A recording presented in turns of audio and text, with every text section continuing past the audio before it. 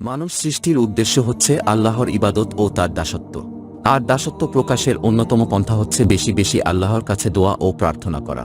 এ দোয়ার মাধ্যমে মহাপরাক্রমশালী মালিকের সঙ্গে একজন নগণ্য দাসের সেতুবন্ধ তৈরি হয়, ভালোবাসা ও সন্তুষ্টি অর্জিত হয়।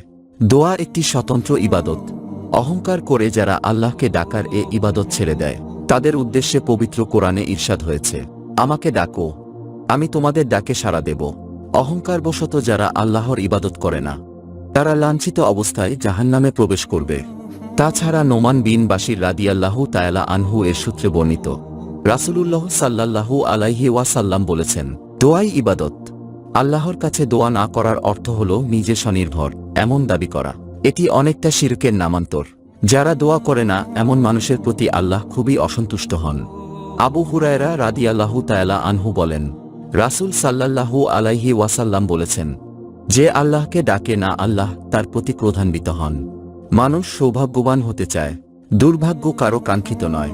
তাই ভাগ্য পরিবর্তনের জন্য মানুষ বহু চেষ্টা করে, কিন্তু দোয়া ছাড়া অন্য কোনো উপায়ে আল্লাহর নির্ধারিত ভাগ্যলিখন পরিবর্তন সম্ভব নয়। রাসূল সাল্লাল্লাহু আলাইহি ওয়াসাল্লাম বলেছেন, তাকদীরের বিরুদ্ধে সতর্কতা কোনো কাজেই আসবে না। যা ঘটেছে ও যা ঘটতে পারে তা থেকে শুধু দোয়াই পারে নিষ্কৃতি দিতে। কোনো দুর্দশার সঙ্গে মোকাবেলা করে বিচার দিন পর্যন্ত লড়াই করতে থাকে দোয়া। দোয়া কখনো বিফলে যায় না। আল্লাহ কখনো বান্দার দোয়ার মাধ্যমে প্রার্থিত জিনিসটিই দিয়ে দেন, আবার কখনো তা জমা করে রাখেন পরকালের জন্য। কখনো দোয়ার বরকতে বিপদাপদ দূর করে দেন বা অন্য কোনো কল্যাণ দান করেন।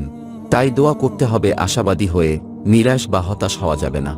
হাদিস শরীফে আছে, যখন কোনো মুসলমান দোয়া করে, যদি তার দোয়ায় গুনাহের কাজ কিংবা সম্পর্কচ্ছেদের আবেদন না থাকে, তাহলে আল্লাহ তাআলা তিনটি প্রতিদানের যে কোনো একটি অবশ্যই দান করেন।